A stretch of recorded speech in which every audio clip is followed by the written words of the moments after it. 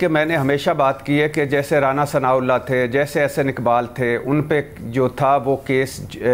جو بنائے گئے دونوں جھوٹے کیس تھے، اور جو حنیف عباسی کا کیس تھا اس کا جس طرح فیصلہ کیا گیا وہ ایک بڑا متنازع فیصلہ تھا۔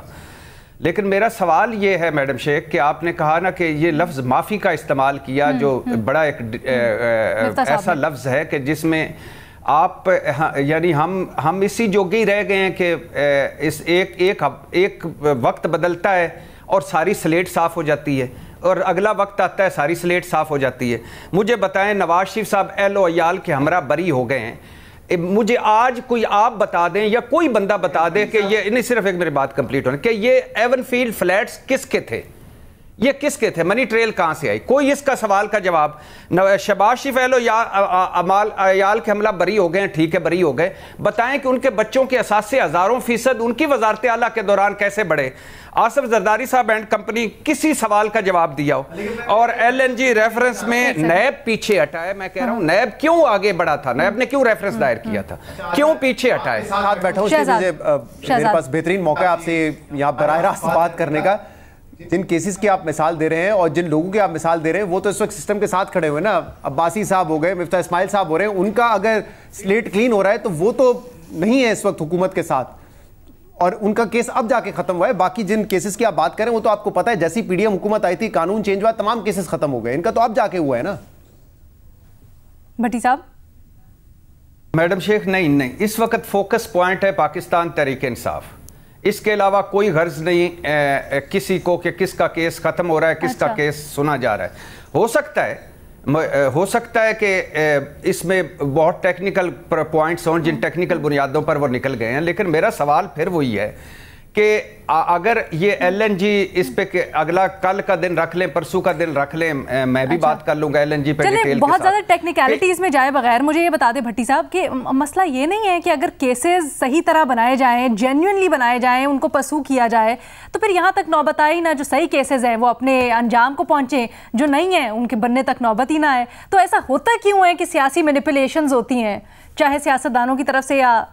کہاں سے؟ وہ بھٹی صاحب زیادہ بہتر بتا سکتے ہیں۔ میڈم شیخ مسئلہ ہے رول آف لا کا، مسئلہ ہے قانون کی بالادستی کا، مسئلہ ہے ڈیلوں اور ڈھیلوں کا، مسئلہ ہے آپ یہ جو ایک جن جپھا ہے کہ آپ ایک شاہی خاندان ہے، پرائیویٹ کمپنی ہے، آپ اقتدار میں آتے ہیں سب سے پہلے اپنا کام کرتے ہیں۔ مسئلہ یہ ہے کہ کسی کو کوئی غرض نہیں کہ اس ملک کو کتنا کس نے لوٹا ہے، کسی کو کوئی غرض نہیں کہ کون اصلی ہیں کون نقلی ہیں، کون سے جھوٹے ہیں کون سے سچے ہیں۔ مسئلہ یہ ہے کہ اس وقت کون ہے آگے،